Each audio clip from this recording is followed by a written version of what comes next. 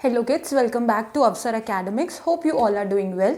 सो जैसे कि हमने अपना हिस्ट्री क्लास 12 का first chapter the story of the new cities या फिर हम बोल सकते हैं Harappan civilisation, Indus valley civilisation start किया था। तो आज हम उसका एक इंपॉर्टेंट एस्पेक्ट पढ़ने वाले हैं, सोशल डिफरेंसेस।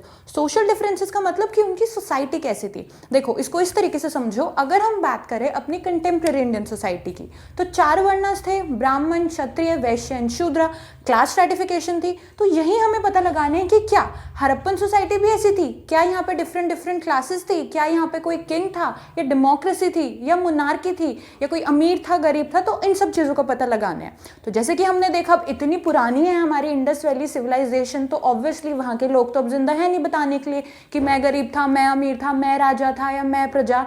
ठीक है, हमें कैसे पता चलता है? ऑब्वियसली आर्कियोलॉजिस्ट आर्टिफैक्ट्स का यूज करके, उन्हें उनकी स्टडी करके, उनको एनालाइज करके पता लगाते हैं कि क्या क्या चीजें थी। ठीक है, अब जब बात हुई सोशल डिफरेंसेस की, तो सोशल डिफरेंसेस को पता लगाने के लिए कि वहां की सोसाइटी कैसी थी, हमारे आर्कियोलॉजिस्ट ने बेसिकली 2 चीजों का यूज किया। सबसे पहले study of burials, next study of artifacts. और एक और इंपॉर्टेंट एस्पेक्ट है, वो एनसीईआरटी में मेंशन तो नहीं है, लेकिन जो हमने अपना लोअर टाउन सिटाडेल देखा था ना, डिफरेंट टाइप्स ऑफ हाउसेज, एक वो भी है जिससे हमें थोड़ा आइडिया लग जाता है कि किस तरीके की सोसाइटी थी। जैसे हमने देखा, जो हमारा लोअर टाउन था वो रेजिडेंशियल बिल्डिंग्स थी, लेकिन जो सिटाडेल था वो बेसिकली इलाइट क्लासेस के लिए था। ठीक है, बट जिस 2 चीजों पर आपको फोकस करना है जो आपके सिलेबस में, वो है आपका the study of burials and the study of artifacts.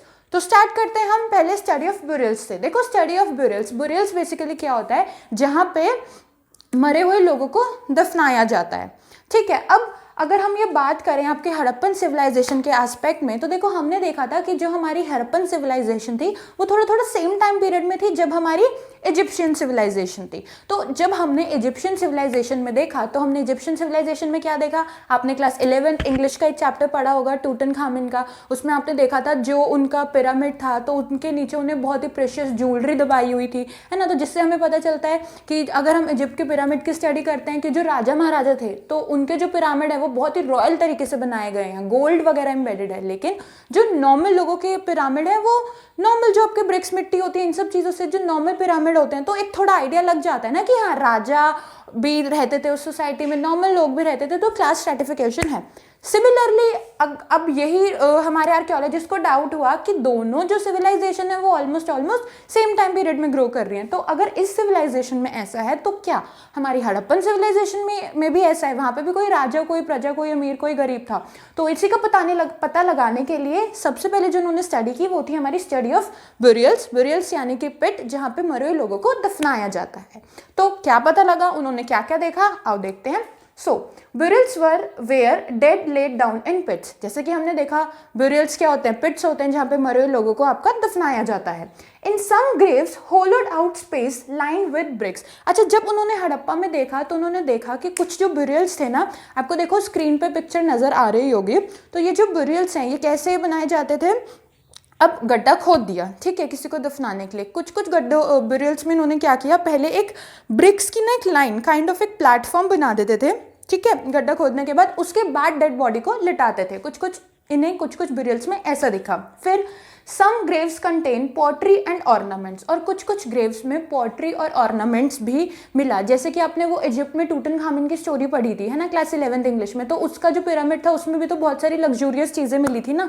तो इससे पता चलता है कि जो हमारा ये हड़प्पन सिविलाइजेशन के लोग थे, वो आफ्टर लाइफ में बिलीव करते थे। वो ये जो अगर मरे हुए लोगों के साथ ये चीजें रख रहे हैं, तो जनरली इसके पीछे उन लोगों का ये बिलीफ होता था कि मरने के बाद ये सब चीजें वो इंसान अपने यूज में लाए। ठीक है, तो बेसिकली ये मोहनजोदड़ो में एक ग्रेव मिली थी जहां पे पॉटरी और ऑर्नामेंट्स मिले थे। अब कुछ ब्यूरियल्स में ज्वेलरी भी मिली थी, और दोनों ही ब्यूरियल्स में मिली थी, चाहे वो किसी मैन की ब्यूरियल हो, चाहे किसी वुमेन की ब्यूरियल हो।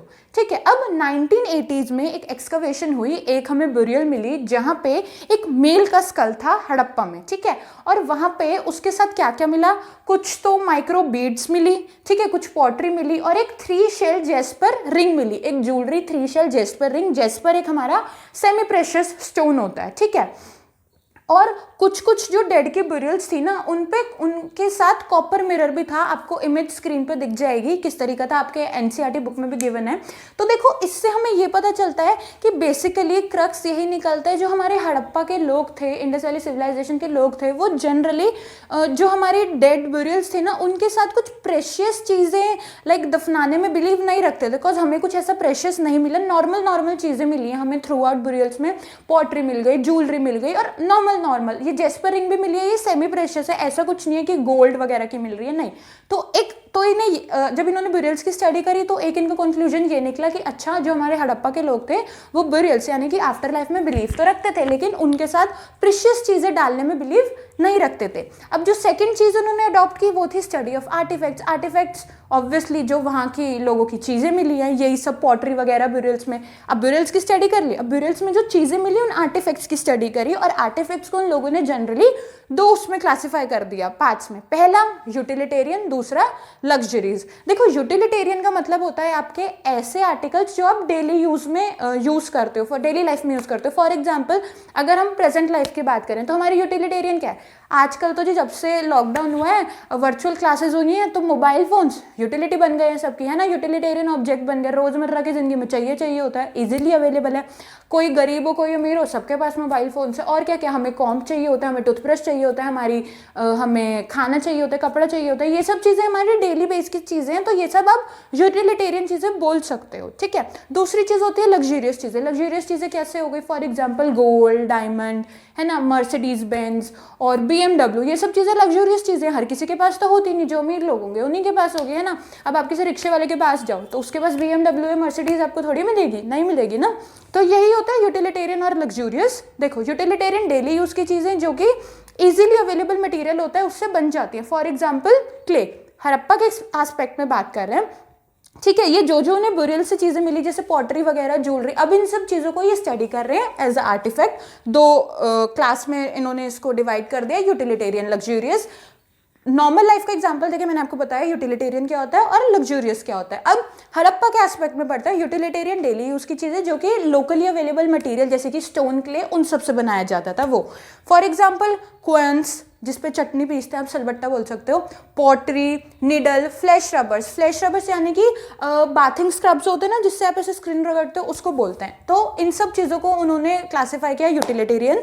और ये यूटिलिटेरियन जो हमारी चीज़ें थी ये थ्रू आउट पूरी सिविलाइजेशन में कहीं ना कहीं जब खुदाई की है ये मिली हैं ज़मीन के नीचे से, और बुरियल्स में भी मिली हैं। दूसरी चीज़ है लग्जरियस चीज़ें।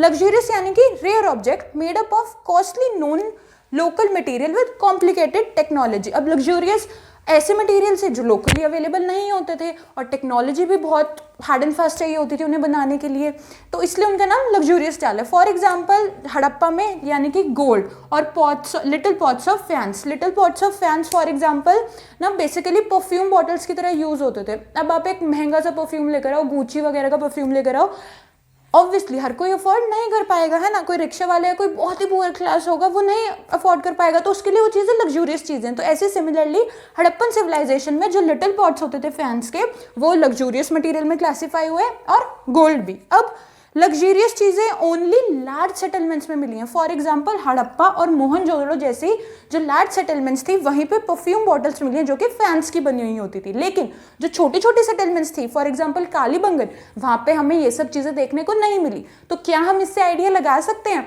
कि मोहनजोदड़ो और हड़प्पा जैसी सेटलमेंट्स जो कि लार्ज सेटलमेंट्स थी वहाँ पे थोड़े अमीर लोग रहते थे, और कालीबंगन जहाँ पे हमें सिर्फ यूटिलिटेरियन चीज़ें मिली हैं और छोटे छोटे सेटलमेंट्स वहाँ पे थोड़े गरीब लोग रहते थे। तो एक इस तरीके से आर्कियोलॉजिस्ट ने आइडिया लगाया ब्यूरियल्स और आपके आर्टिफैक्ट्स की स्टडी के बाद। ओके, अब स्मॉल सेटलमेंट्स में हमने देख लिया कालीबंगन, वहाँ पे ये नहीं मिली लग्जरियस चीज़ें, वहाँ पे हमें सिर्फ थ्रू आउट यूटिलिटेरियन चीज़ें मिली हैं। अब हड़प्पा, एक और उन्हें एक आर्टिफैक्ट मिला। हड़प्पा में जब उन्होंने खुदाई की ना तो ज़मीन के नीचे उन्हें गोल्ड मिला, और गोल्ड उन्हें हॉर्ड्स में मिला। अब आप पूछोगे हॉर्ड्स क्या होता है। देखो हॉर्ड्स को आप ऐसे समझो जैसे गुल्लक है, ठीक है, गुल्लक में पैसे डालते हो, सेव करते हो। बेसिकली वहाँ के लोग छोटे छोटे पॉट्स में जो उनकी प्रेशियस चीज़ें होती थी, फॉर एग्जाम्पल गोल्ड हो गए, कॉइन्स हो गए, या बहुत ही प्रेशियस मेटल वर्क हो गया उनको छोटे छोटे पॉट्स में डाल के रखते थे। उन पॉट्स को बोला गया है हॉर्ड्स। यहाँ मैंने पूरा बताया हुआ है। Hoards can be of jewellery, coins के हॉर्ड्स हो सकते हैं, ज्वेलरी के हॉर्ड्स हो सकते हैं, और जितना भी हड़प्पन ज्वेलरी मिली है ना गोल्ड की, जितनी भी मिली है वो सभी इन हॉर्ड्स में मिली है। तो ये था आपका बेसिकली सोशल डिफरेंसेस, और इन सोशल डिफरेंसेस को पढ़ के हम आर्कियोलॉजिस्ट और हम यही एक कंक्लूजन लगा सकते हैं कि बेसिकली जो हमारी लार्ज सेटलमेंट्स थी, फॉर एग्जांपल मोहनजोदारो और हड़प्पा, जहाँ पे हमें लग्जूरियस आइटम मिली हैं, वहाँ पे हम कह सकते हैं कि अमीर लोग रहते होंगे। लेकिन दूसरी तरफ जो छोटी छोटी सेटलमेंट्स है, फॉर एग्जांपल योर कालीबंगन, जहाँ पे सिर्फ हमें यूटिलिटेरियन ऑब्जेक्ट्स मिले हैं, वहाँ पे नॉर्मल फैमिलीज और गरीब फैमिलीज रहते थे। So this is about your social differences. और नेक्स्ट हम अपनी वीडियोस में देखेंगे उनका क्राफ्ट प्रोडक्शन और उनका ट्रेड। तो अगर आपको ये टॉपिक अच्छे से समझ आ गया, स्टिल कोई डाउट है, तो आप हमें कमेंट सेक्शन में कमेंट करके ज़रूर बताओ वीडियो कैसी लगी, या कोई भी आपका डाउट है तो। एंड प्लीज़ हमारे चैनल को सब्सक्राइब करो, वीडियो को लाइक करो और फ्रेंड्स के साथ शेयर करो। Thank you so much.